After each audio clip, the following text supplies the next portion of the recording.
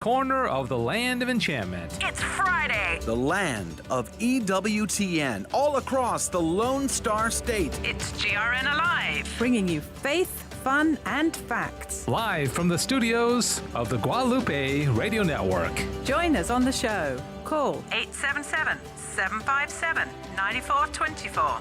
877-757-9424.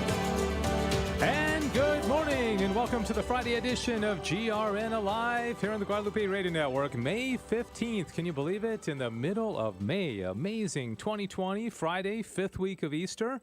Happy Easter to you. Christ is risen. Hallelujah. Yes, here you do. Dr. Chris Malloy from the University of Dallas. How you doing? Good morning. Good morning. Doing well. All right. How's life? School wrapping up? School's wrapping up. Yeah. Finishing the grading. I do have to run and grade after the show.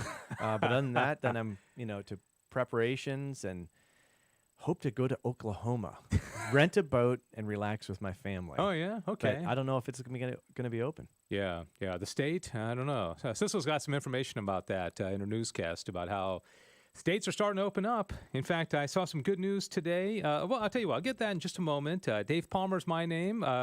Good to have you with the program. Cecil Anderson running the board, doing the news, producing. Diane Xavier here doing our social media. We invite you to check out our social media platforms, and you can kind of see what's going on behind the scenes here. We're on Facebook, we're on YouTube, Twitter. The handle for all of them is GRN Online if you want to check that out. Diane puts a lot of pictures up there that kind of accentuate kind of things that we're talking about. Like, for example, the feast day today is St. Isidore the Farmer. And I think Diane has a picture of St. Isidore. Now, he lived in the 17th century, so it's not an actual picture. It's more of an artistic rendering of him. Cecil, big fan of St. Isidore. But I mentioned that before the show, and Cecil was like, wow, St. Isidore. She was so excited. What's the reason for the excitement? Anyway, it was just more like he's one of those more obscure saints, I think. Not a lot of people know about him. And a few years ago for a trunk or treat at my parish, we always do our trunk or treats based on saints. And I was helping a lady who wanted to still have a fall festival kind of theme for her trunk. And so she's like, we have to find a saint that we can make this work. And so St. Isidore the Farmer, we could have a fall festival themed There you trunk. go. All right. Very so good. It was quite So what's fun. his story? Well, funny you'd ask, and we didn't prepare this. I'll tell you a little bit of his story, but you got to go and run off and get more. But he was a farmer. He's a laborer, and his coworkers, his fellow laborers, thought he was lazy because he would show up late for work. But the reason he did that was because he went to mass. So he would come, and they would be blessed, and they were like, "Oh, that lazy Israel! Oh, my goodness, always showing up late." But he was going to mass, and he was praying for him, and that's just part of the story, okay? That's awesome. Can't give you the whole thing, okay? Because first of all, I don't know it. He also would be known to he would have his wife keep stew on the stove. So every day he'd usually find someone to bring home who needed food. Yeah. So there's lots of cool things It's also about him. nice to see Very the humble. married saints from of old, because it seemed like they're, God bless the religious, the priests, the nuns, but it seemed like, and Dr. Malloy, you can tell me if this is right, there was I don't know if disproportionate is the right word, but not as many lay people canonized in previous centuries. Would you say that's true, as maybe a more of a recognition of the holiness of ordinary people? Yeah, it's probably true, but at the same time, it's a question of you've got to have people behind your cause. It's hard for lay people to be known and have people behind their cause. Religious, they have their religious congregation. Yeah, that's true. Like we talked about last week with talking about the saints. And by the way, I got that book by Dawn Buettner. It's really good, that Saints book. All right, what are we going to talk about today? We invite you to join us in the program. Love when you call, love when you participate. 877-757-9424. Diane's also monitoring the social media platforms if you want to talk about that. We do an after show. Dr. Malloy's going to start joining us this summer when you get a little more time. Now you got to run back to that regular job. Full speed. Later on in the show, a lady by the name of Sarah Cortes is going to join us, and she's from Houston. I met her on the Danube. She and her husband, Gabe, back in November, we went on the Danube riverboat cruise, and she and her husband were there, just really, really engaging people, and I got to know them. And she has an organization called Catholic Literary Arts. And one of the things she does is she puts on a summer writing camp for 3rd through 12th graders. And typically it's just in Houston, as I probably wouldn't be doing it if it was just a Houston event. But nowadays in coronavirus hysteria age, everything's virtual. And so she's opening it up to the whole world. That's awesome. And so we're going to talk about the value of young people learning writing. And They got to do it. As a teacher, what do you think about that? They've got to do it. Yeah. No, their writing quality has gone down, I would say, in the last 20 years, generally. There might be some upward trends here and there, right? With like homeschoolers that are doing a good job, for instance. And before that, we are going to be talking about, guess what? The coronavirus. What? What's that? And I got to say, I don't want to say he's my favorite guest because there's a lot of good guests that I've had on, but I would say he's the easiest guest in the world because he just is a wealth of information. He's real easy to talk to. He's real down to earth.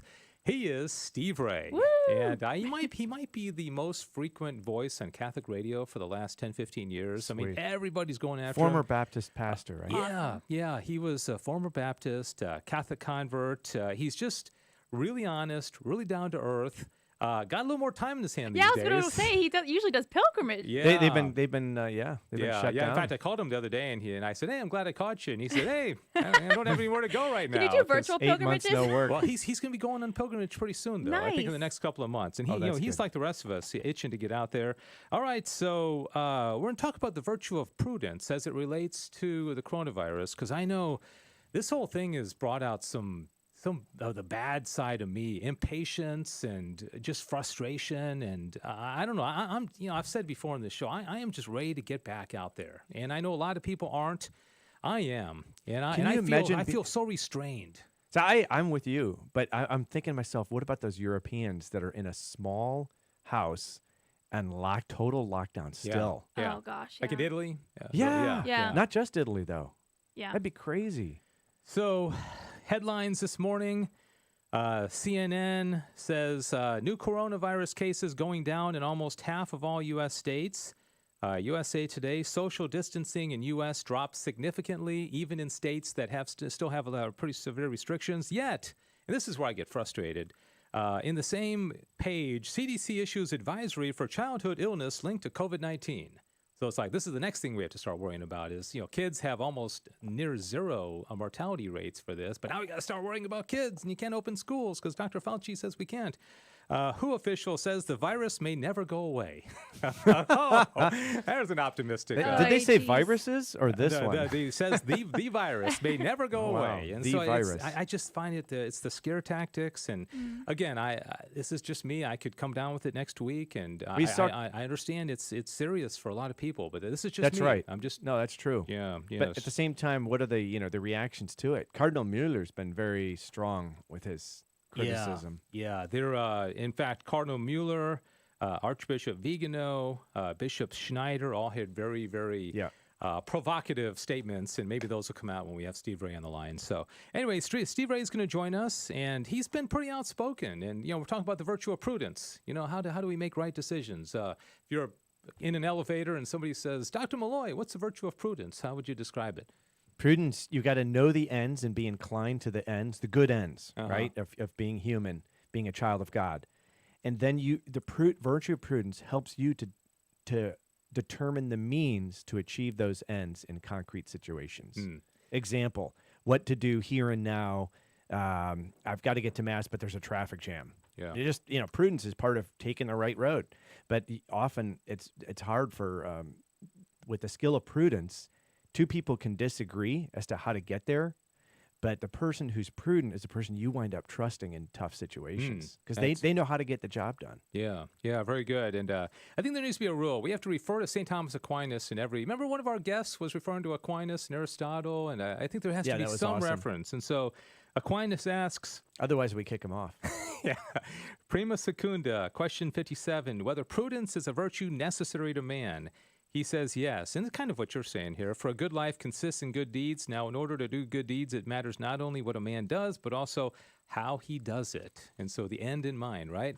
All right, I'm going long. Sissel has some news stories. Always cuts you into got my time. a minute and a half, Sissel, to give all the news. What's going on? Okay. Well, it wouldn't be my newscast unless I gave some sort of update on the coronavirus. I just wanted to talk a little bit because Dr. Malloy brought up a point. Like, is he able to go to Oklahoma this weekend? Or in the coming days? Yeah. I have no idea. No, there are about 10 states that are still on full lockdown. Like, they are very closed down.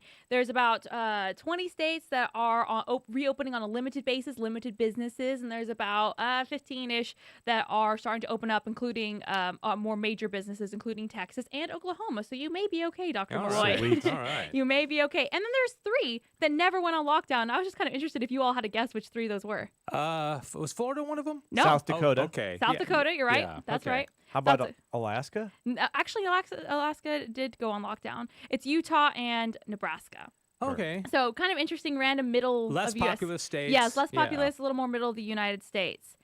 I said Florida because Governor DeSantis in Florida has, for a very populous state, especially with a lot of elderly population, he has been pretty lax. Interesting. And he actually came out yesterday and said he called out other governors for draconian lockdowns.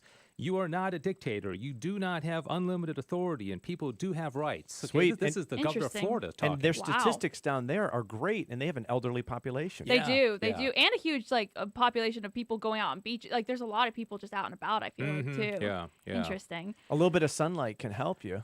Vitamin D. Yeah. That's right. Yeah, and the that's salt true. in the ocean, I think, can help you as well. All these natural kind of remedies. And then there's one pastor. What's the story? Tell us about that, Yeah, Sissel. so Pastor Brian Gibson from his church, which is in Owensboro, Kentucky, he came out this last week very strongly calling all religious leaders to push back against the restrictions for opening up churches. Because at the time, Kentucky was one of those states that was not allowing churches to gather in person.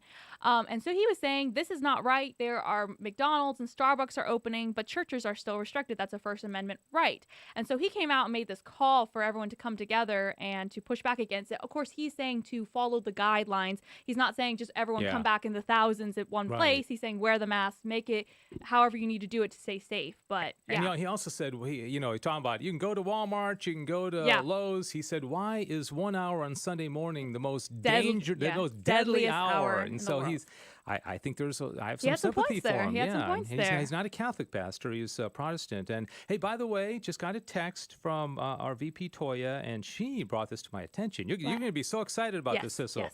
Our station, Another car raffle? No. I win the car. No. We have a station in Wellington, Texas, that is named after St. Isidore. Sweet. Yeah. That's so cool. KSIF. How did I not know that? I don't know. I don't know if I've ever been to That's Wellington. so cool. St. Isidore the Farmer, Wellington. Okay. That's so isn't that exciting. just the coolest thing? I'm excited. All right. That's it. I mean, I have one more story. Do we have time? Yeah, just I'm thinking about Steve Ray, but yeah, Sure, let's do it quickly. Quickly, teaser. We have one subject that's not been talked about much for a election year, our politics. And recently, I thought an interesting point that Representative Dan Lipinski, who's from the Chicago South Side, made an interesting statement, Dr. Malloy. I wanted your comment on it. He says that it seems that more and more Catholics and Christians in general are making their religion, the political party, their religion, then putting their faith first. There's a light topic. That's a light topic. It's a teaser. We'll get a thought, and I'll get Steve Ray on the phone. It's a danger. You got to yeah. not do that. Caesar won't get you to heaven. Yeah, amen. There's a lot more that can go on. I could go into that, but we don't have time for That it. could be a whole different that could be topic maybe for a next whole week's show or yeah. something. We can come up with this because I think See he said some how good. succinct he was with his answer. Wow, I mean, just like. There's a lot to unpack I didn't get into. There is a lot he said in here that I think were really good things. Actually, that kind of go along with Prudence, I think. But Yeah. Okay. Well, Blah, very blah, good. All right, we're going to take a 1-minute break, and I want to challenge the listeners out there because there's things that impact some of us, but not all of us, and. But the coronavirus has impacted everybody. There's nobody that has not been impacted. When Steve Ray comes on, we're going to be talking about prudence and how we exercise that in some of the decisions we make, wearing face masks, not wearing them, being obedient to our bishops, our shepherds, and that kind of stuff. And we want to hear from you. So let's get a few people calling up and participating in the program today, 877 757-9424. This is the Friday edition of GRN Alive. We're glad you're with us, and we're going to take a 1-minute break. Don't go anywhere, and we'll be right back. I'll bet you know by now that Amazon Smile is a great way to support your favorite charity. And supporting the Guadalupe Radio Network while you shop is easy. Step 1. Just start off at smile.amazon.com. Step 2. Choose La Promesa Foundation as your charity. La Promesa Foundation is the parent company of Guadalupe Radio Network. And Step 3. Enjoy your shopping. Amazon will donate a portion of your purchase to the La Promesa Foundation, and it doesn't cost you any extra. La Promesa Foundation and Guadalupe Radio Network, thank you. This is Alex Kubik from the Diocese of Birmingham, and on behalf of all of our friends at the Guadalupe Radio Network, I want to take this opportunity to wish you a happy, holy, and healthy Easter. In this season of uncertainty, let's celebrate the absolute certainty that Christ is risen from the dead, and by his death he has destroyed the power of death. Be joyful and filled with hope. I want to thank you for being a loyal listener and supporter of Guadalupe Radio Network, radio for your soul. All right, we're back. See how quick a minute goes. GRN Live Friday edition, 15 minutes after the hour. Thanks for joining us. This is something we do 2 days a week. Mondays, it's Joe and the team in Houston, and Fridays, it's here in North Texas. We're actually in Irving, Texas, not too far from the great University of Dallas, where Dr. Chris Malloy is employed, and we're glad that you're with us today, 877-757-9424. And as I mentioned, such an easy guest, such a great guy to talk to. I absolutely love every time he's on with us, and I really think he's one of those guys that doesn't need a long introduction because he has such a big presence on Catholic radio, Catholic television, so I'm just going to say he's Steve Ray, all right? That's enough said. CatholicConvert.com is his website. Steve, how you doing? Good morning. I'm doing good. You can always just introduce me as the bald-headed guy with 18 grandkids. Sweet. Okay, I'll make note of that. That'll be my new one. And we got Dr. Chris Malloy here in studio with us, and Sissel, so you may hear some different voices coming at you, okay? I always like to say, don't think you're going crazy if you hear different voices, all right? All right. All right, so broad topic here, virtue of prudence, making good decisions. You've been pretty outspoken about this whole coronavirus. I don't know if I'm calling it pandemic or whatever, but general feelings about just in the midst of all this craziness, keeping our bearings and also remaining prudent. General thoughts on that topic as we get started. Well, I tend to hesitate using the word pandemic too, and I tend to use the word hysteria more than anything. We're still watching things evolve. We're still learning. I don't trust the numbers that are coming out. So I could say that we have the numbers coming out, but I am hearing way too many times about how hospitals and others are, no matter what you die of, they're putting down coronavirus because the hospitals make money when somebody dies of that. There's a certain agenda that the more people that die of it, the more you know what I mean by that. Yeah, they get the money. Yeah. I'm trying to be prudent what I said, how I say it. But I know that I don't think history 50 years from now or 100 years from now, when I'll be a little bit older then, I'll be reading back the history of how this whole episode is being discussed and dissected at that time. I don't think it's going to be favorable the way things have gone on. In a nutshell, let me say my 4 points, and you'll get a kind of a feel for where I'm coming from this. First point is there was a horrendous and very scary unknown virus that comes out of China. Granted, everybody heard about this. It was a terrifying thing. Nobody knew what it was. It was something supposedly new. Number two, a bunch of statisticians and experts started modeling. They made computer models of how many millions of people were going to die by this, and scared everybody even further. The millions of people, even in the United States, I've heard millions plus. Number three is a lot of people, politicians, and I would have to say religious leaders as well. I might get in trouble for saying that, but politicians and religious leaders as well and others were afraid of being accused of doing too little too late. Mm-hmm. So they jumped on the bandwagon and I think did too much too soon. Now, maybe out of caution, yes. But it's unprecedented what they did. We'll talk about that in a minute. Number three, that's number three. Number four is once we're finding out that the numbers aren't as bad as they said they were going to be, that there's a whole sector that's not really as vulnerable as they were supposed to be, that it's really hitting older folks, and people who have pre-existing conditions that it's really having the effect on.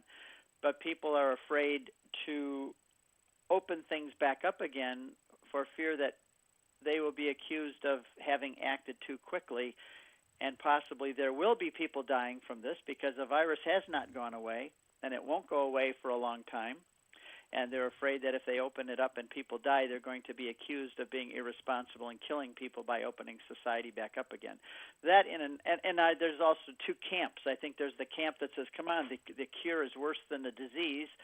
Let's get the economy going back. Let's get people back to work." There's already estimates that up to 50% of small businesses and restaurants will be closed because of this. Bankruptcy, run out of money, close. I know people already who their businesses have closed because of this. So there's a whole wing that says, let's get the economy back, let's protect the vulnerable, and put those who are sick, let's quarantine them, but healthy people, young people, everybody else, let's get back to work. There's another whole wing that says the government knows better than we do.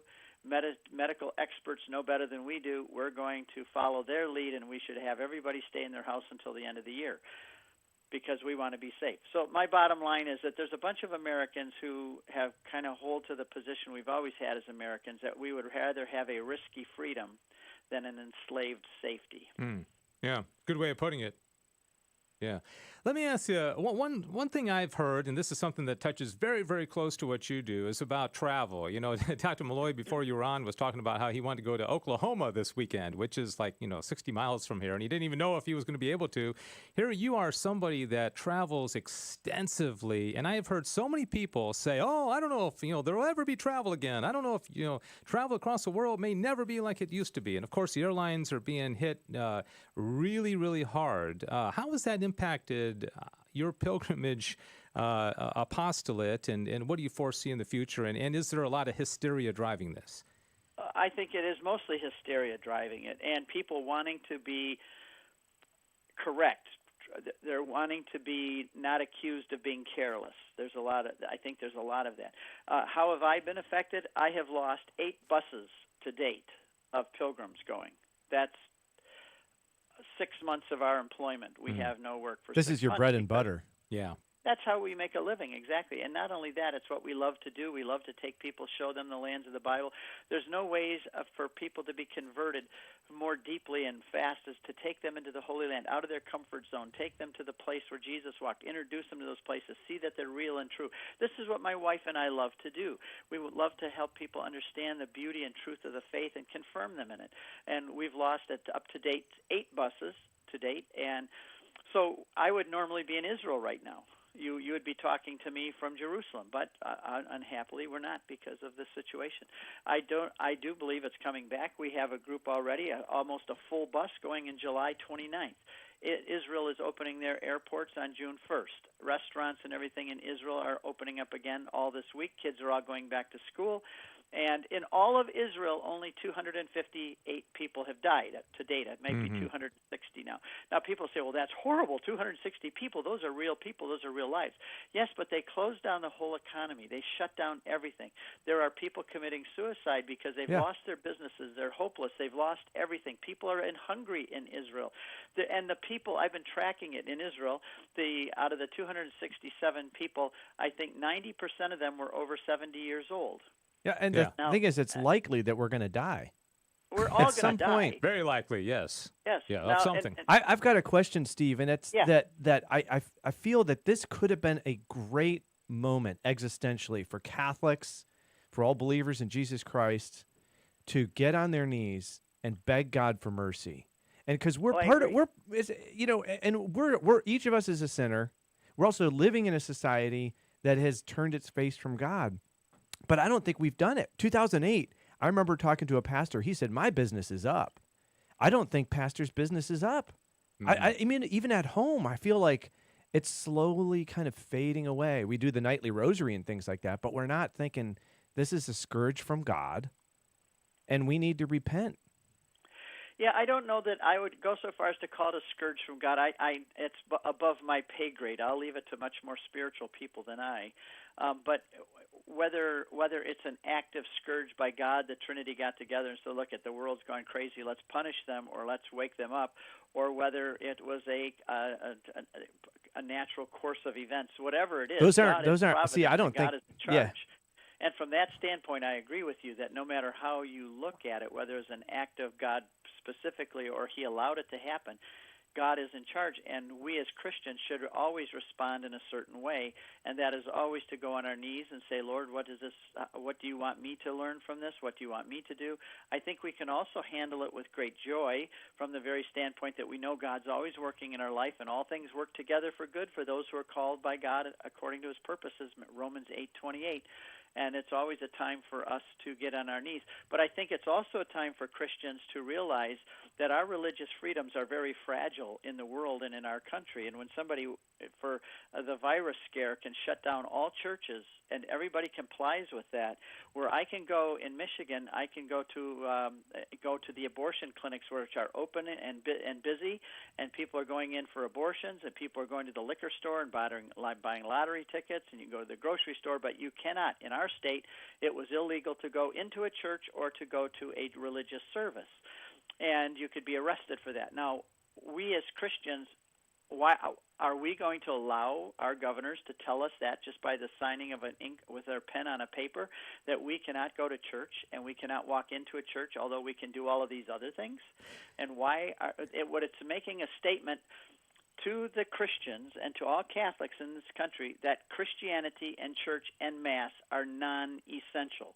That's what's being said by the government. Costco is essential. The liquor store is essential. Our governor said that abortion is life-affirming, her exact words. Abortion is life-affirming, therefore we need to keep the abortion clinics open, but churches will remain closed. What that sends a message to all of us Christians, that the governments and others, not all of them, of course, but many of the governors and people in politics and media consider us and our religion and our churches to be non-essential. And for that, we should protest. We should not accept that position taken about us. And in Michigan, for example, you could be arrested and fined for going into a church, going to a religious service. And it was 3 Baptist churches that sued our governor, and our governor had to back down and say, you still can't go into a church. We just won't arrest or fine you. There won't be a penalty. Well, why? I'm going to say something to get me in trouble here. Why isn't it the Catholic bishops? Why isn't it the Catholic Church that's standing up for our religious freedoms and drawing the line and saying that this is essential? I'm disappointed a bit in that. Well, it goes back to like Hobby Lobby was the only major protest against the health department's regulations. Yep.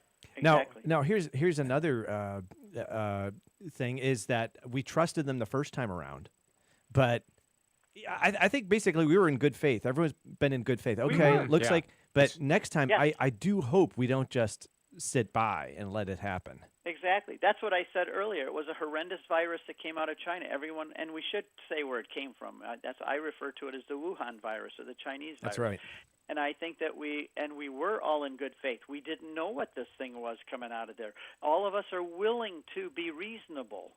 All of us are willing to accept safety for a time being. But when the numbers are all being skewed now, and we're seeing that there's a lot more going on and the reporting was a lot less accurate than it actually is, then let's revamp our approach and let's get back to work and let's get the businesses going again. And there's a time when you realize that something wasn't right that you rectify it. All right, Steve Ray joining us. His website is CatholicConvert.com. He's a bald guy with 18 grandkids, and we're glad that he is joining us on the program today. 877-757-9424, 877-757-9424. Yeah, we kind of touched on obedience to civil leaders. There's a couple of quotes from the Bible that I pulled out. Hebrews 13:7 says, obey your leaders and defer to them, for they keep watch over you and will have to give an account. I think that's an important one, especially for the leaders to consider. Romans 13:1, let every person be subordinate to the higher authorities, for there is no authority except from God. And so again, prudence. I think protesting is fine, but leaders have to make good decisions. The other thing But can I make one comment? Yeah, go ahead, Steve. But on the other hand, to counterbalance that, you also have Peter and John after the day of Pentecost being told to be quiet, do not preach in his name, and they said, you tell us who we're going to obey, God or man. Yeah. These were the civil authorities. These were the government agencies, both Jewish and Roman, who were trying to quiet them, and they said, we're not going to be quiet. You can't tell us we can't preach in Jesus' name. And so there is a balance that we obey civil governments as long as they are correct and right. But when they infringe on our religious freedoms and our duties towards God and our mankind, then we have the right of civil disobedience. All right. The other thing that I think takes a lot of prudence is that there's two extremes. You've got some people that are just like, whatever I'm told to do, I'll do it. If you want me to wear a face mask, if you want me to wear a bodysuit, if you want me to not ever come out of my house, that's fine. And then you get some other people that are really reading a lot into this and, the conspiracies. And I think some of the stuff that might come under conspiracy theory is true. And I just want to give you a couple of quotes from leading church officials, and you guys can comment on this. Archbishop Carlos Mary Vigano says plans for a new world order must be unmasked, understood, and revealed. The idea of plans for a new world order under which countries and ordinary citizens saw their identity taken away by a powerful elite might have seemed absurd until a few years ago. And then Cardinal Mueller says it's no conspiracy theory. Pandemic is being used to implement, quote, questionable measures. All right. So again, where do we draw the line? And, take it too far and obsess and, the Gates Foundation is conspiring against us. And I don't know. What do you say about that, Steve? I think I certainly agree with Vigano and Mueller, and they're not the only prelates in the church who are saying that. And I agree with them that there is and has always been a move for government to control everything, to be a one-world government and have everything under control. I don't doubt that that's going on. I'm not a conspiracy theorist, because if you go on the internet right now, you're going to find 30 or 40 different brands of all of these conspiracies. I'm sure there's an element of truth in all of this. But at the same time, I'm not one who chases after conspiracy theories and so on. I have always had the impression, Dave, that no matter where you are, you always look for the extreme left and the extreme right, and you stay as far away from both of them as you can. And I would say virtue this is in the too. mean. Yeah. You've got extreme people now who are on the conspiracy bandwagon. The government's out to get us. And then you have on the other side, do whatever the government says. I don't do either one of those. I try to stay a balanced, prudent, rational in the middle somewhere. And that's exactly what I'm trying to do. All right, Mary from San Antonio is called in. I presume listening to the mighty KJMA 89.7 FM, 877-757-9424. Mary, thank you so much for joining us in GRN Live. What's your question or comment for Steve? Mostly I have a comment. When the lockdown came down, lockdown being the churches being closed, I first felt very supportive and was angry with my husband because he was set on finding a church somewhere, anywhere. He was willing to travel to any city to find one that was opened because he wanted to do daily mass. And I said he was being very selfish because we needed to protect the vulnerable and not demand communion, because I didn't think we deserved communion, that it was a privilege. But then I had to feel, but the church shouldn't be the one the leadership shouldn't be the ones that say you don't come. It should have been us that said either I come or I don't come, based on what God is telling us to do. And maybe the church leaders were being told by God to close it, but I have a feeling it wasn't God that was telling them, that they were listening mostly to politicians. And so I'm conflicted because now I feel, well, I have to go to confession because I've judged our church leaders badly in the way they responded to this. I know they wanted to help vulnerable, but I don't believe mandating that we don't set foot on church was the right way. And so that's mainly my comment. The other is, do I need to go to confession, or have I done it by airing it in air? All right, Mary. Whether you go to confession or not is up to your conscience, but I think that as we go through this situation and we try to evaluate it and to draw conclusions, I don't think that we're guilty of trying to come to understand it and have a certain perspective of what's going on.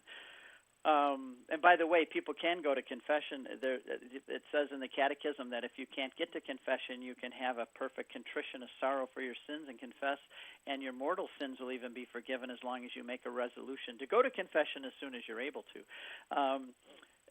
But I agree with you. I'm afraid that it was too quickly. I understand, let me say this, I understand that we acted quickly because it was an unknown danger and a fright, and the modeling, like I said earlier, and the statistics were terrifying that millions would die.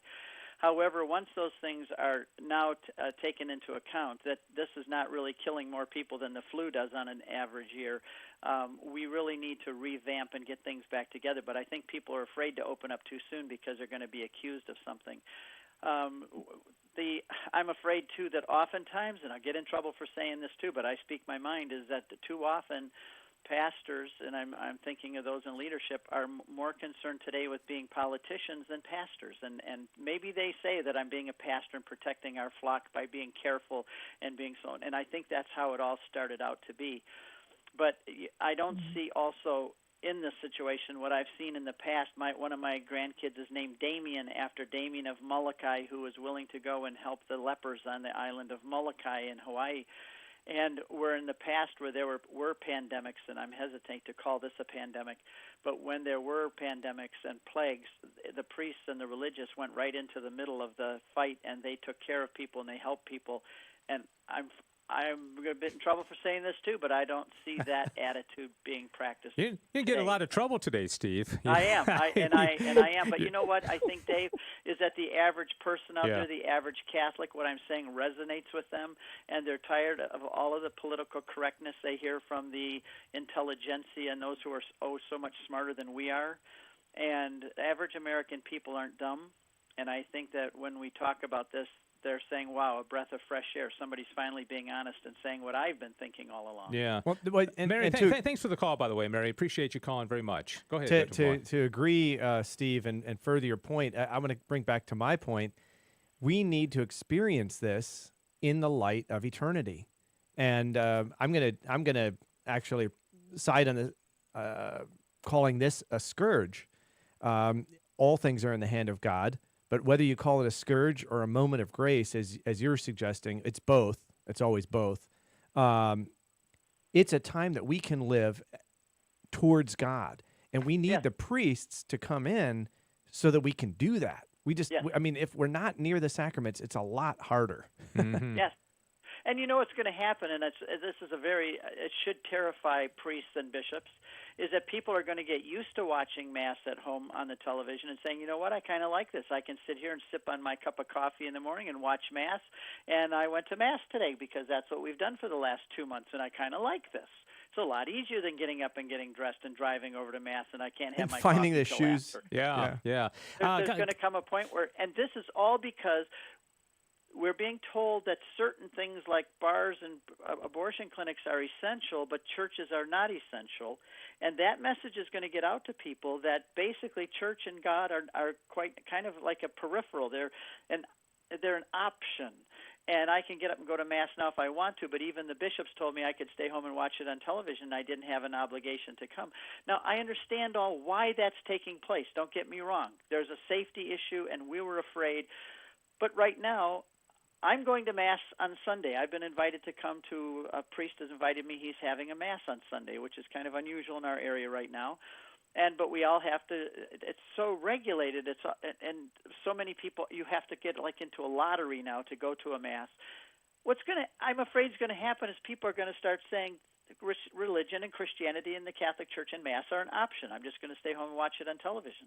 Yeah. Hey, well, let's go to one more call real quickly. John in San Antonio. I do want to say in light of that, I went to Mass the other day, and they had the door locked, and I had to wait until the usher came to let me in. I had to have my face mask on. I had to be set 6 feet away from the next person. I felt weird. I felt, it is weird. It wasn't Mass. I was so distracted. Everybody had their face mask on. Everybody looked, It just, I'll tell you, but I was happy to be there, and Jesus was there, and it was awesome. But hey, let's looking forward to it. Yeah, let's go to John. My son got a priest gave him a Pix with with the host in it, and him and he has 8 of my grandchildren. They brought another family in, and they went down in the basement, and they had watched a mass on television. They all stood up and kneeled and prayed all the way through it, and then they had communion at the end because this priest gave it to them in a pyx, a very special gift from them. And but I have to say too, my wife and I, as long as we got to do all this, we're having kind of fun with it. I have these bandanas that that the Western cowboys used to wear, you guys in Texas, and the pattern on them. And I put that over my nose, and I have my sunglasses and my hat on. I look just like a bank robber. And my wife has a matching red bandana, and that's what we wear. It's like the Catholic Bonnie and Clyde. You got to have some fun with it. 3 months ago, they would kick you out. Hey, real quickly, that's what I say to people. If I came into your store like this 2 months ago, you'd have called the policeman. All right, John, I apologize, but I want to get you on. If you can make your point real quick, we only got about a minute and a half total, but I want to go to you. John in San Antonio. Go ahead, John. Thanks for calling. Yes, thank you. I was fascinated by the conspiracy theory. A couple of my friends, we were discussing, having worked in the White House before, and I made the comment as it came to me that I thought probably Christ was the biggest conspiracy theorist, and that's how they probably went after him. So I'm interested in Dr. Malloy's, take on whether they did label Christ a conspiracy theorist. All right, Dr. Malloy, and then we'll end with Steve Ray, and then we'll have to go. Thanks for the question, John. Interesting take. Dr. Malloy? Yeah, I don't know. I can't really comment on that, conspiracy theorist. But certainly the Romans are always worried about trouble and agitation. I think I go with the Gospels on this. Basically, Pilate caved to the pressure, and the pressure came from the religious authorities. Right there. They betrayed Christ. Yeah. I would make that. I've come to conclude that the crucifixion of Christ was almost 100% political. The Romans had a kind of a agreement with the Sadducees and the Pharisees about how Israel would be run in Jerusalem. Jesus was upsetting the apple cart, and the Romans and the Jews both had to get rid of him because he was a political liability to them. And in fact, that's what the Jews said. If we don't get rid of this man, the Romans will come and take our place away from us. That's political. And so involved in that is all kinds of conspiracies on all the parties. John, great question. We wish we had more time for it. We got to go. Appreciate the call, John, from San Antonio. Provocative question there. Interesting. Steve Ray, thanks so much. It's been interesting. It always is. CatholicConvert.com. Are you actually taking pilgrimage orders now? We got People one can going sign up, right? July 29, we almost have a full bus. The airports are opening in Tel Aviv on June 1st. I also have already sold out groups in October, and November's filling, and we have one over the Christmas break to Israel, too. I also have a St. Paul cruise going in September to the Mediterranean. I've got 8 of my grandkids going on that. So travel will come back. It is coming back. It's going to be slow, but it is coming back. All right. Hey, man. Steve, always great to talk to you. Thanks so much. God bless you. Dave. Good to have you on the program. And Dr. Malloy, good to have you on. I know you got to get some grading done. And interesting conversation there. We're going to take a 2-minute break now, and Sarah Cortes with Catholic Literary Arts is going to join us. The art of writing, and should our children, of course they should, be taught to write, and also from a Catholic perspective, and what does that mean? And what does she mean by a Catholic imagination? All these questions and answers with Sarah Cortes coming up here on GRN Live right after this. Have you seen it yet? Hi, Joe McLean here. I'm talking about the brand new grnonline.com website. It is really cool, and I can't wait for you to see this. Just visit grnonline.com. Make sure you say yes to knowing your location. I'll tell you why. Because when you do, it will automatically deliver to you your local station, your local events, your local contact information, and more. Again, grnonline.com. Hi friends, this is Father Wesley Shavi from the Catholic Diocese of Dodge City. When Jesus died on the cross, the disciples thought that there was no hope, but his resurrection changed everything. They realized that death does not have the last word. There may be some of you in this Easter season who suffer from illness or worry, but in spite of the difficulties that may leave you feeling helpless, we are not hopeless because Jesus has conquered death. Hi, this is Len Oswald with your GRN Family Minute. We wanted you to know that we've been working behind the scenes to roll out new digital initiatives to help serve you better. You may have noticed that we have increased our social media reach, delivering live video of our GRN Alive show and some local market shows to Facebook, YouTube, and Twitter. Just search for @GRN Online. Additionally, we're working on a new podcast management tool that will vastly improve our offering of digital on-demand content, allowing you to follow your favorite programs at your pace. That will be available soon. However, I'm happy to share with you that our new website is now available at grnonline.com. When you go, your web browser will ask you to allow us to know your location. If you say yes, the website will then customize your GRN experience with your local GRN station, programming, events, and more. Stay tuned. More great things are coming from your Guadalupe Radio Network. Yeah, they certainly are, and I love those GRN minutes with Len Oswald, because Len never gets on during the share-a-thons. You don't hear much of his voice, but these things, I just love them. I love hearing them. I mean, I learn stuff. I mean, I know most of it, but then just the way he explains it and the bond that he's creating with the listeners, and so I hope you're enjoying that as well. I know they're updated frequently, and so love them. And we are coming to the end of the program, but I want to welcome Sarah Cortes, president and founder of Catholic Literary Arts. She is in Houston, and she's been putting on a Fairless Catholic writing camp for a number of years in Houston, but one of the benefits of, I guess, there's always a blessing with every scourge of the coronavirus, is that this year she's opening it up for the whole world through virtual Catholic writing camp, and she's here to tell us all about it. And we welcome Sarah Cortes, who I mentioned before.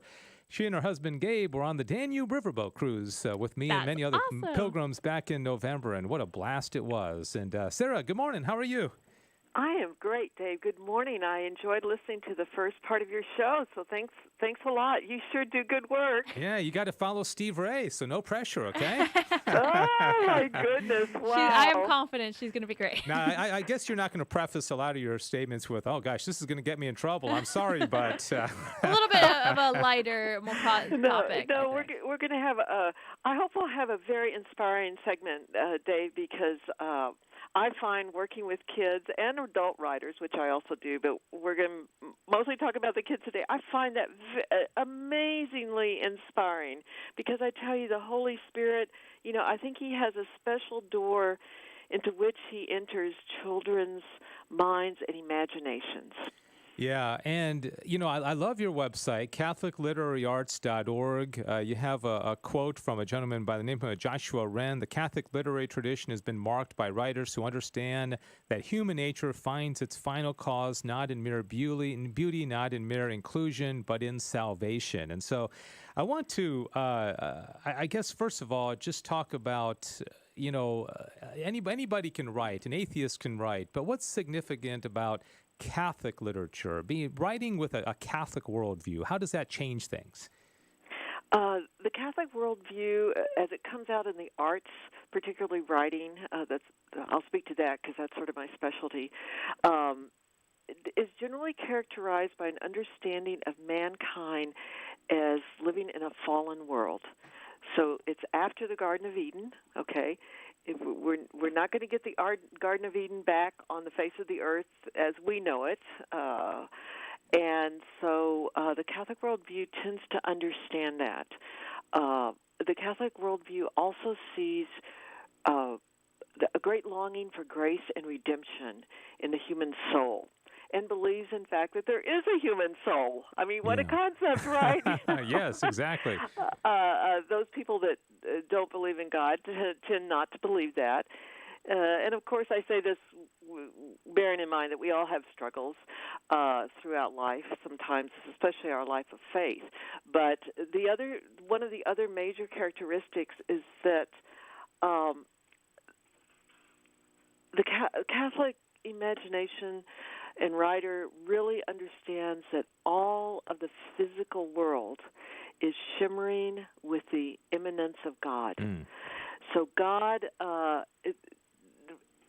God created the world. He created it according to his wonderful master plan, not all aspects of which any human-created creature, before Christ's second coming is going to understand. But God created all of this.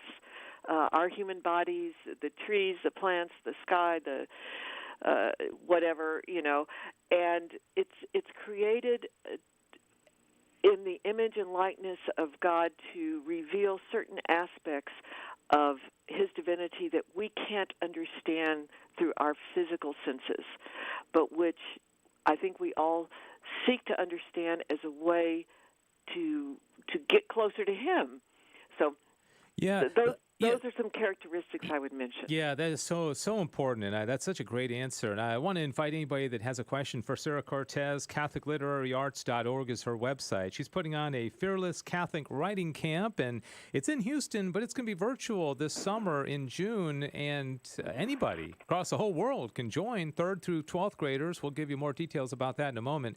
877-757-9424, 877-757-9424. Sarah, a couple of the most popular websites in the world. One of them's YouTube. A lot of young people and people of all ages just like to do videos. I like to do videos. And also Twitter, where you can only write in a certain number of words, and it's very short. And and I wonder, how is writing still important? And if so, I know you're going to say yes, and I agree. But why so? Why is learning how to write still important in this day and age? Well, there are lots of reasons, Dave. I'm going to just mention a couple of the most important.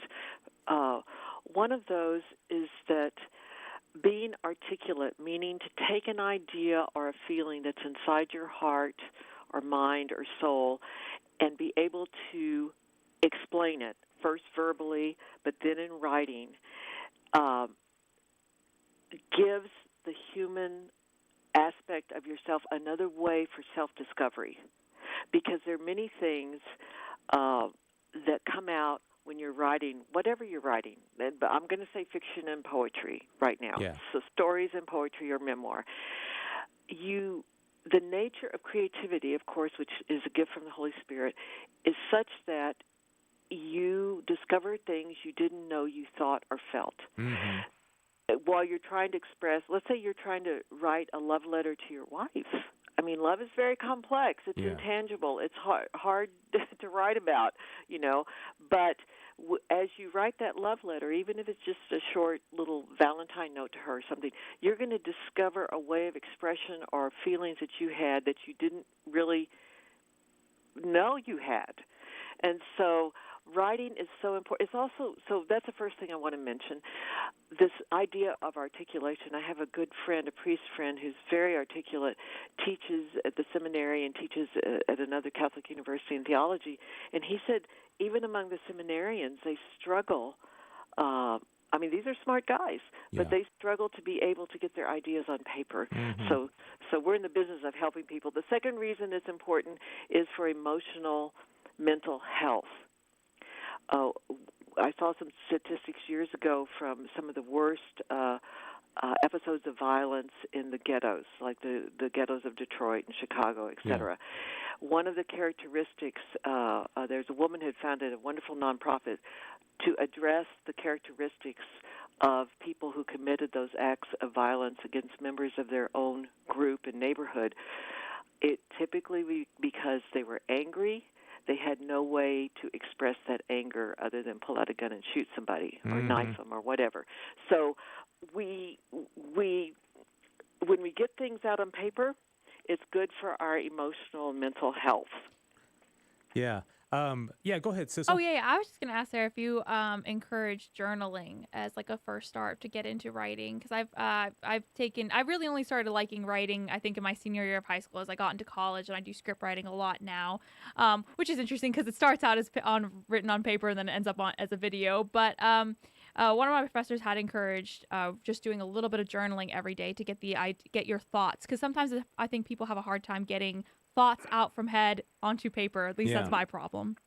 Oh, absolutely. I think journaling is incredible. I think the whole way of one journal devoted to your spiritual journaling. In fact, I teach at retreat centers and parishes and so forth how to begin spiritual journaling as one of the classes I teach is a half-day class.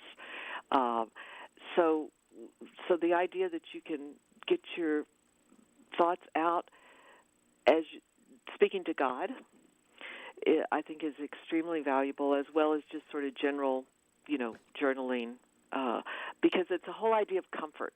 And that's part of what we're doing for the children in our classes, is making them comfortable to express ideas, to use words on the written page, and that we're very skills-based, but we also are very, very Catholic-based.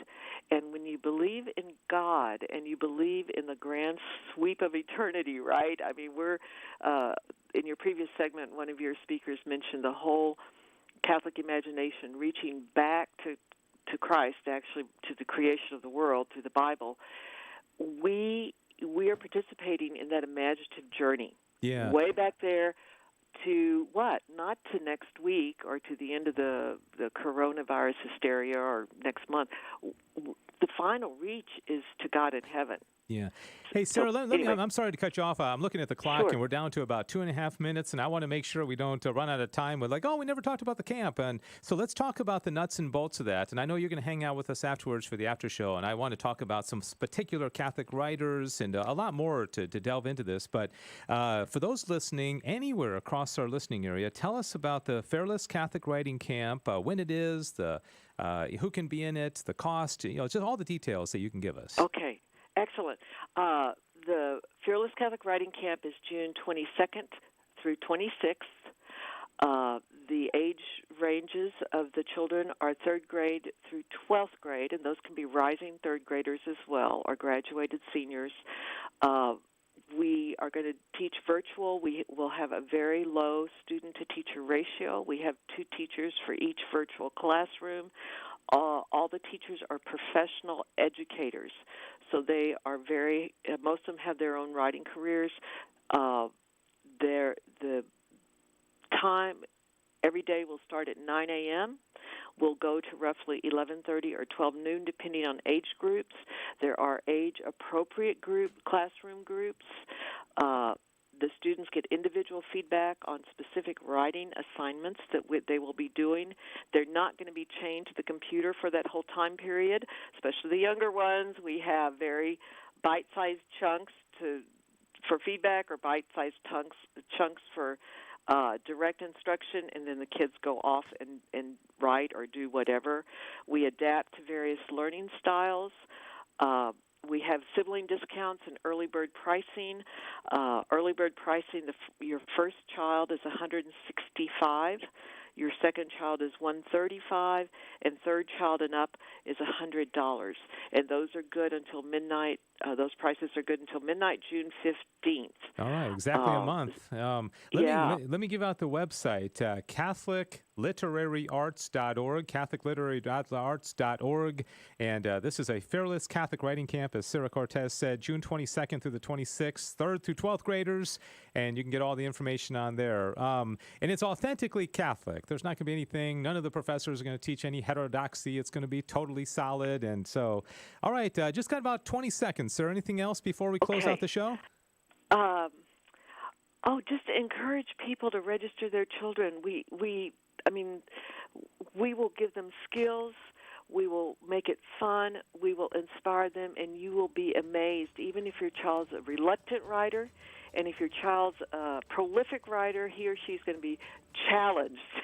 All right, very good. Well, Sarah, thanks so much. Again, CatholicLiteraryArts.org, and Sarah's going to hang out with us, and we're talking more about Catholic writing. Who's your favorite Catholic writer? Stick with us on social media, and thanks, Sarah. Also, thanks to Steve Ray and Dr. Malloy, Sissel, and Diane doing a great job on social media. God bless you. Have a great weekend. Thank you for listening to GRN Alive. From the studios of the Guadalupe Radio Network. For more faith, fun, and facts, join our email list. Just text the letters GRN to the number 42828. That's GRN to the number 42828. And may your Friday be filled with the joy of the Lord.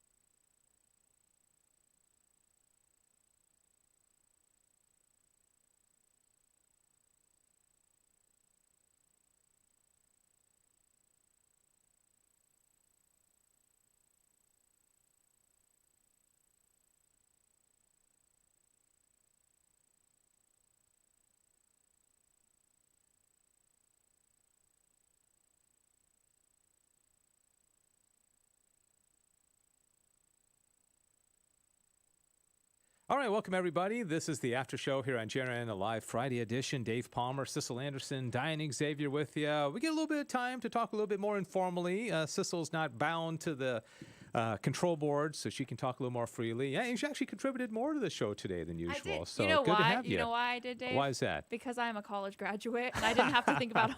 And Yeah, I that's wasn't true, sleep huh? deprived. Yeah.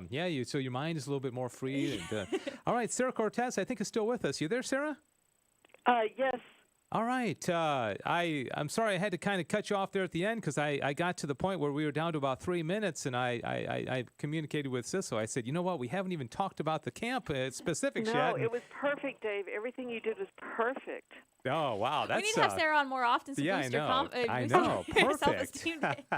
Yeah, it was perfect, Dave. I mean, I can talk a lot, so you're good to keep me focused. I appreciate it. Oh, no problem at all. So, all right. So this is, we're on Twitter, YouTube, Facebook. Sarah Cortes, of course, with CatholicLiteraryArts.org, and she's got the Fairless Catholic Writing Camp. There's always a lot of questions that, on the radio, you have so little time, and there's so many other things that I want to ask you about. And I don't know if I asked you this even in our local interview. The title of the camp itself, Fairless Catholic Writing Camp. Tell us about that. Why'd you call it that? Why did I call it Fearless? Yeah.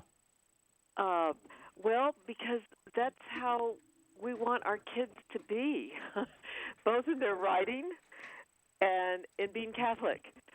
And because the sort of the reinforcement of their knowledge and pride and inspirational activities in our classrooms will hopefully make them fearless in both being writers and being Catholic and expressing how their Catholicity, however that happens. Yeah, amen. I was going to bring up, but I didn't have time during the radio interview. But Dave, I am so sorry, but I can barely hear you because the radio's so loud. Oh, is the radio going to? Okay, I'm getting. I think Sissel can fix that. I'm sorry. I think she's got the radio still in your ear. And she's going to take that off. Is it off now?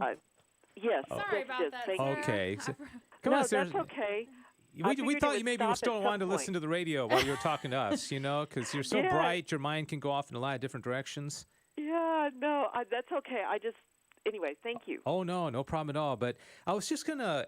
I loved how you beautifully and illustratively described the writing and the beauty of it, and I just thought it was beautiful in and of itself the way you described that, and it made me think about the feeling that I get. I mean, I went through a big Shakespeare phase where I read all of his plays. So over the course of about 6 months, I was just obsessed with Shakespeare.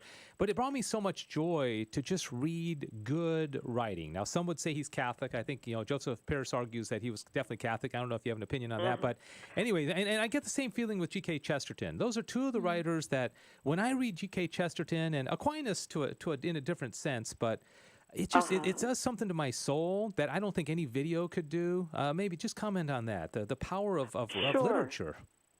Well, that's a beautiful observation. I'm so happy you've had those experiences, Dave, because I think, and again, I'm going to borrow from St. Thomas. I'm not an Aquinas expert, but I'm going to borrow. He says that the three faces of God are revealed by truth, beauty, and goodness, because God is the ultimate of all of those. So when we have an experience of any of those, and they're often tied together, but not always,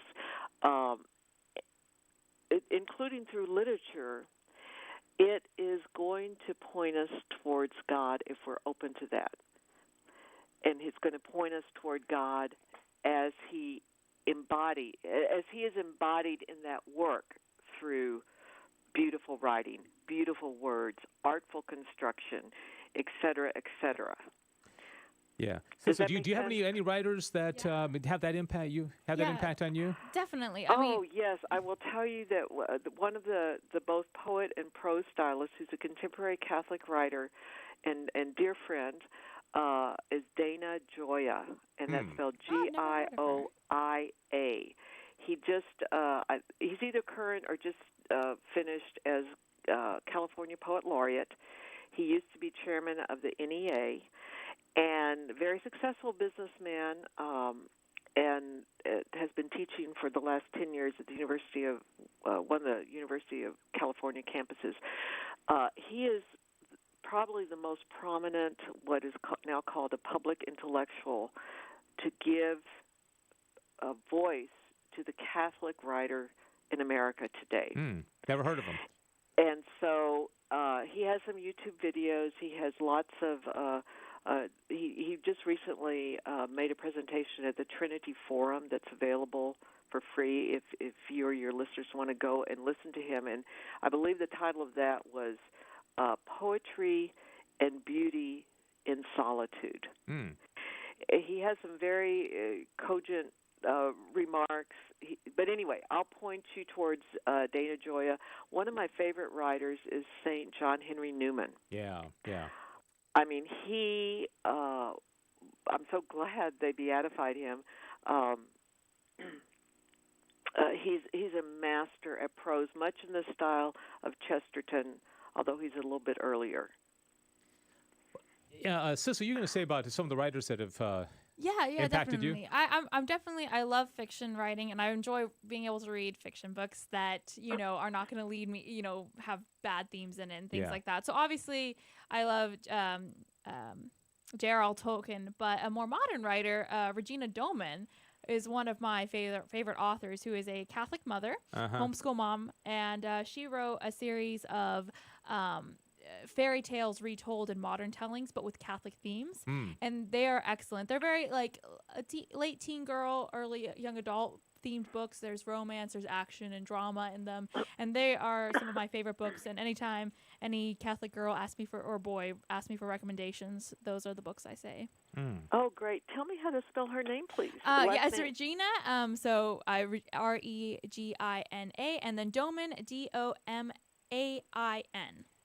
Domain. It's Regina Doman. That's how all my friends always pronounce it. I know it sounds like domain, but I think I've heard her say I used to know her sister. Did you really? Yeah, Jessica. And I've interviewed Regina before. Yeah, the Doman's a big family. Most of them went to Franciscan Steubenville. Yes, yeah. And her sister Jessica used to live, I think maybe still does live here locally, but I knew her. So yeah, the Doman family. To them. Yeah, and her brother's a musician, and so Doman, right? Yeah.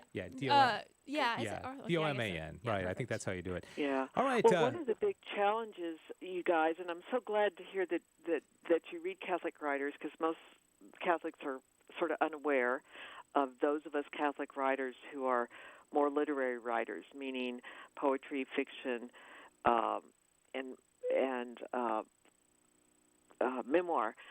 They're more aware of devotional Catholic writers, which I love devotional writing, and I love theological writing. I love reading Benedict XVI, for instance, and I love reading St. John Paul II.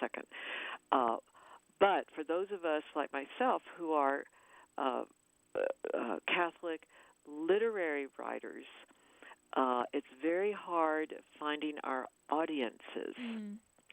Now, there's overlap, and if we look to the mid-20th century, where almost every significant American writer was either Catholic or a Catholic convert, and most of the British were too. I mean, if we look to people like Graham Greene, for instance, and that whole slew of the British sort of Catholic Renaissance writers, Dorothy Sayers and so forth, amazing detective writer.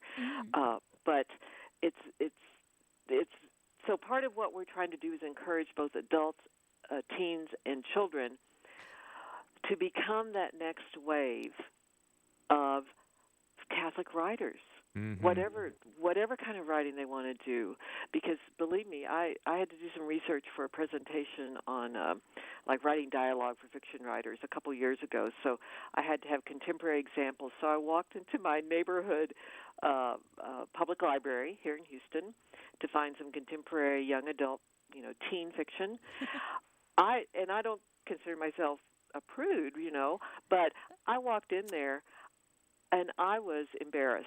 That's a dangerous section. Just what was on the covers. If I had a 13-year-old son or daughter, I would not want them reading that or bringing those books into the house.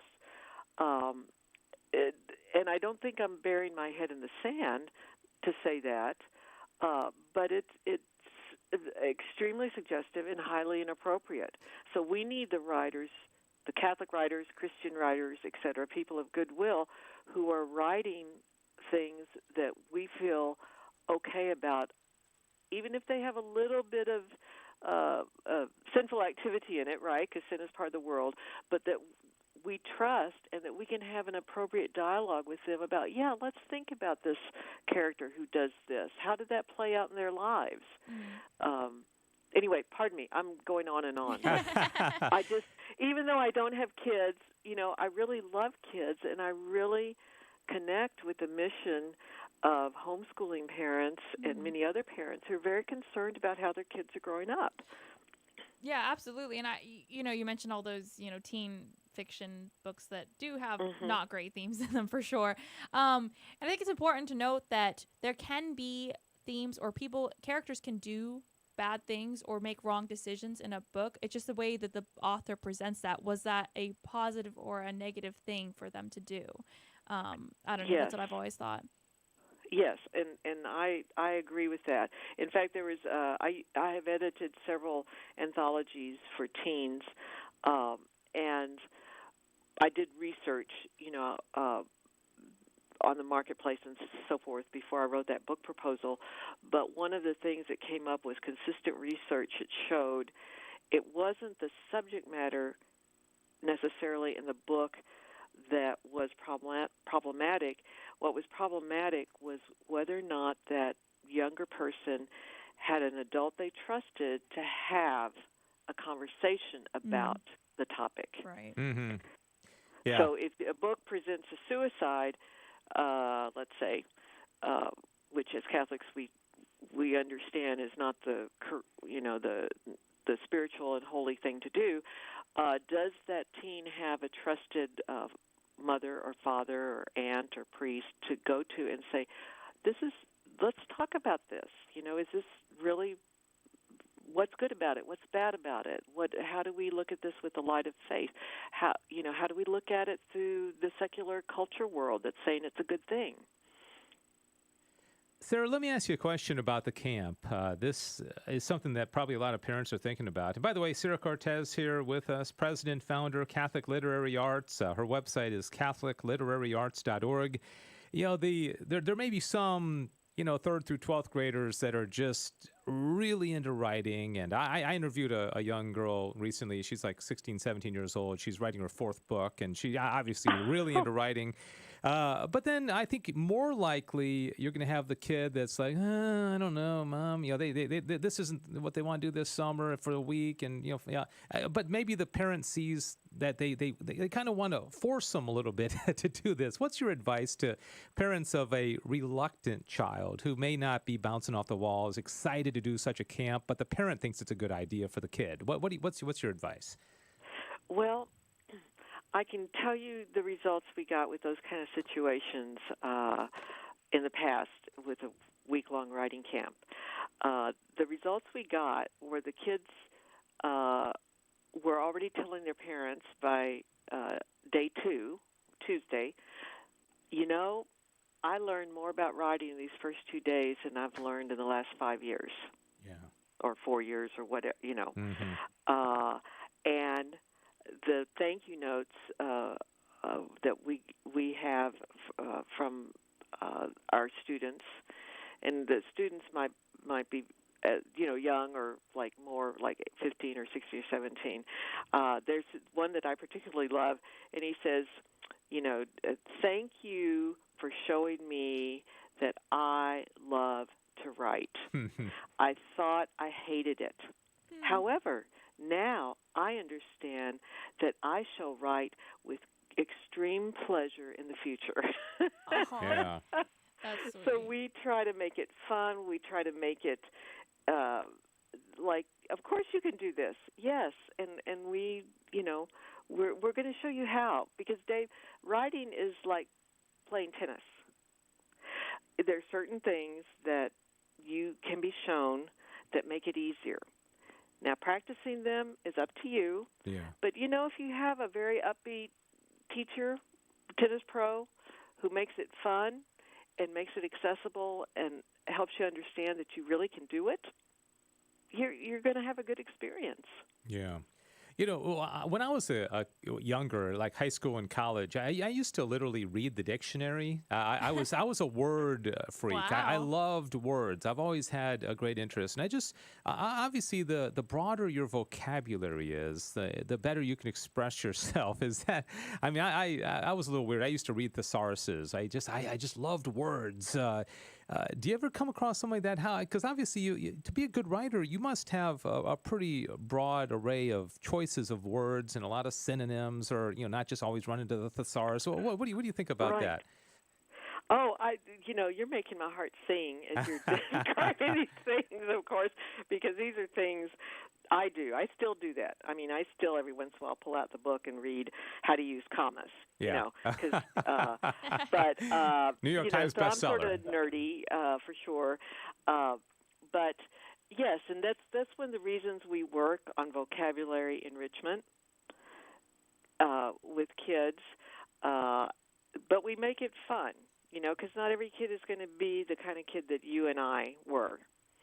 And so that vocabulary enrichment and having the words, knowing the difference between calling something red and calling something scarlet. Mm-hmm. So that's called the subtext of the word. For instance, you're mentioning synonyms. Because red has a certain sound. It's a hard sound. It ends with that final D. It has that initial R. Red. When it's read properly, that color sounds a certain way. If you use the word scarlet, well, you can tell immediately it's softer. It invites more entry into that word. It's sort of it's not quite old-fashioned, a little bit sort of edging towards old-fashioned. So you're immediately calling up for your reader a different time period in a way. So that's called subtext of words, and that's a really fun thing to as you become more and more aware of words and their usage and how that all fits together. Yeah, just thinking as you're saying that, with that comparison, and I had to look up the author. I don't just know this off the top of my head, but Nathaniel Hawthorne's The Scarlet Letter. Mm-hmm. That would not have been quite as catchy to say the red letter. I mean, no. Something about that just that different word there makes such a big difference. And thank God for Google, and I could look that up and look really smart that I knew who the author was for that. But anyway, Sissel? Oh, I was just laughing at your comment. That's all. No, yeah, the red letter would not have gone over. No, as well. not I feel like quite may not as, have been as good as it was supposed powerful. to. Yeah. And then if he had done something like the Vermilion Letter, that even that would have been probably his age, when people had sort of a higher level of education typically than we have now, the Vermilion Letter, people could be going, huh? Why should I be interested? I mean, I don't even know what that means, So. I have a question. For the students, you said it's 3rd grade through 12th grade. Do you take kids who have just graduated as well? Yes. Okay, awesome. I have a group of homeschool kids that they have a writing club that they usually would meet and they would talk about their stories all the time. So. Wow. Well, I've been teaching writing for over 20 years, from university level to 1st grade, in all kinds of different situations. Juvenile detention centers, book fairs, university, whatever. And I love it. And one of the most fascinating things I have found, because I've worked with a lot of middle schoolers, is that in certain schools, it's like every middle schooler is ready to write a novel, and they start on them. Mm. Yeah. And they're very serious, and I love that. Didn't get very far past like page 3 of chapter 1, but that's true. What about Sarah, as far as all the different types of writing, from short story to novels, fiction, nonfiction, prose, poetry, even like, Diane here, who's in the studio with us, she's a journalist. She writes for newspapers, and that's a different type of writing that, how do you are you able to take a kid and kind of find his or her particular genre of writing, or are they exposed to all of these and they kind of see what they're most suited to during this camp? How do you deal with that? Great question. Thank you. Yes, we have a multiplicity of types of writing in every class at every age level. So we have narrative, or what most people call stories. Those can be fictional or non-fictional. We have poetry, different ways of writing poetry. Especially for the higher kids that are closer to college, we have more essay writing. But, you know, one of our most popular assignments for the older age group that they just adored last year was writing a modern-day parable. You know, so the teacher discussed the components of parable, because it's a literary form. They analyzed some of Jesus's parables, and then they wrote their own, you know, set in contemporary time. What lesson would Jesus want to teach, and what examples would he use? So we expose kids to many different types of writing. One of my favorite stories from last year's camp was a young lady from Vietnam who discovered that she had a special connection with writing stories for children. So, you know, children's literature is interesting. I wanted to ask you about that because I read a kid's book, and I almost always put a kid's book down and say, you know, I could have done that. I mean, gosh, that was so simple. I mean, even Dr. Seuss is so simple, but yet you know, some of them they like Goodnight Moon. You know, I'm thinking like that is so simple, and that's a big time bestseller. But there's a simplicity about it. But as is the case in most things, it's not as easy as it looks. Tell us about what experience you have with writing for kids. Well, you know, writing for kids actually is really, really hard to do. Yeah. Like most things, you know, Dr. Seuss's books, which are brilliant. You know, the sign of a true professional is somebody who makes something brilliant look easy. Yeah. So think about the concert pianist. He or she makes something brilliant that they've spent thousands of hours practicing look easy. So I love the whole genre of children's books. In fact, I just recently got one. Teresa Tomeo had an interview with a author who'd written a book called Our Lady's Wardrobe. And it has, anyway, if you send them an email, they sent you a book free, and I did that. And I work with, as an editor, I work with a lot of people who are working on children's books. So there are specific components, there's specific vocabulary, there's specific ways to present ideas depending on the age level that the book is for. There's certain ways to present narrative. So well, maybe you ought to try, Dave. Well, I did write. Why not? I wrote the book on Aquinas, but it was more for kids indirectly. It's for parents teaching their kids the Summa. So Gruffalo is one. I don't know if you've ever heard of that one. The Gruffalo. Have you not heard of that book? I don't know if I have. Sarah, have you heard of Gruffalo? I have not. Oh, that is such a cool kid's book. It's just all comes together. Good illustrations as well. All right. Well, Sarah, I don't want to abuse the generosity of your time, so we're just going to take a few more minutes and wrap things up here in a moment with our after show.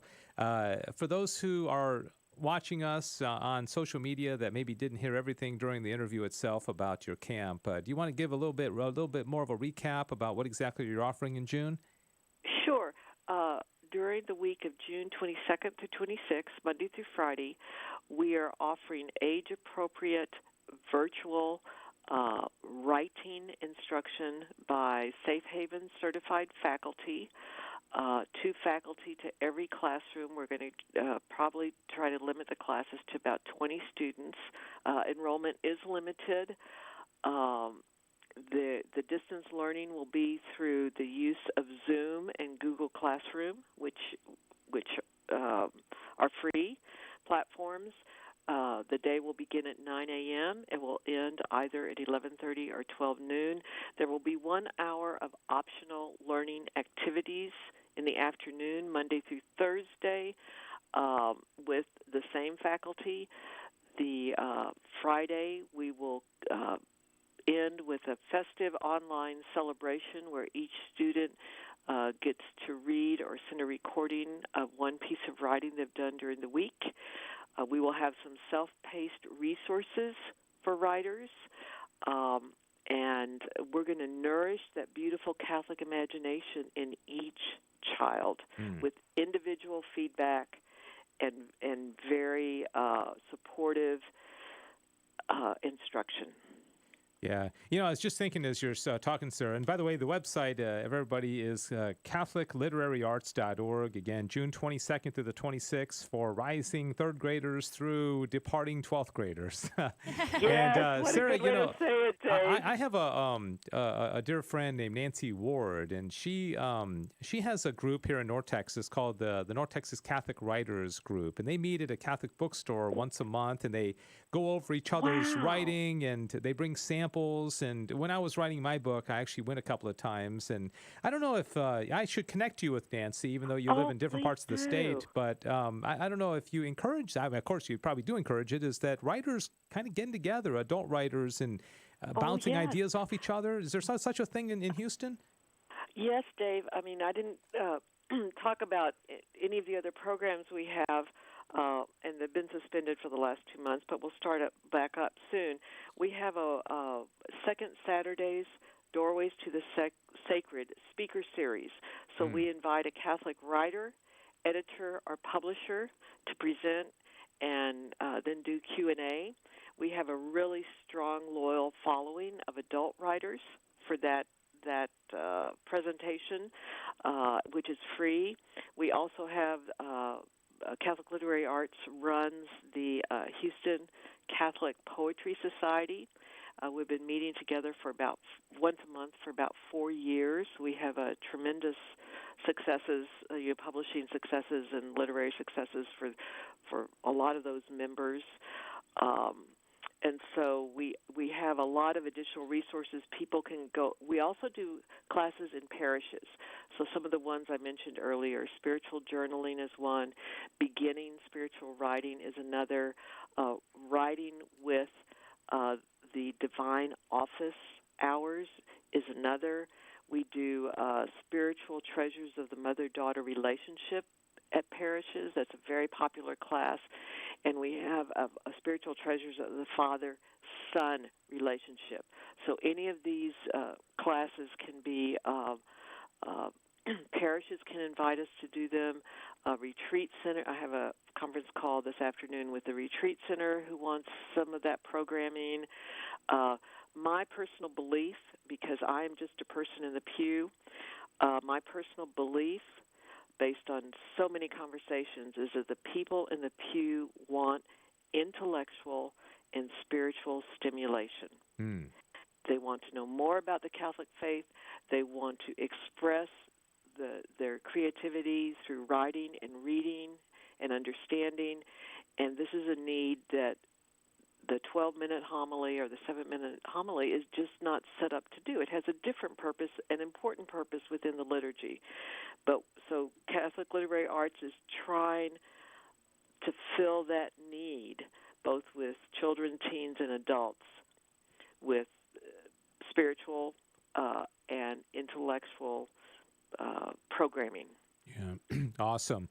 Sarah, thanks so much. Great information. Hopefully we can do it again sometime. I hope the camp is a great success. And again, just let everybody know that you go to CatholicLiteraryArts.org and you can find out more about the Catholic Literary Arts that Sarah founded and she's the president of, and also the Fairless Catholic Writing Camp, June 22nd through the 26th.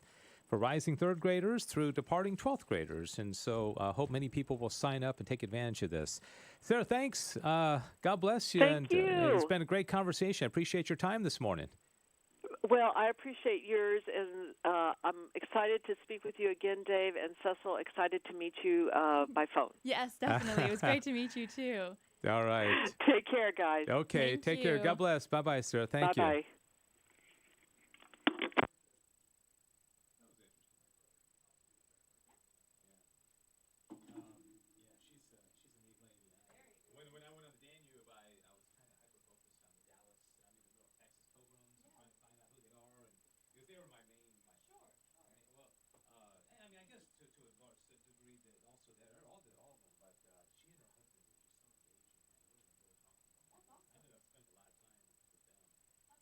Thanks, Diane. Good job.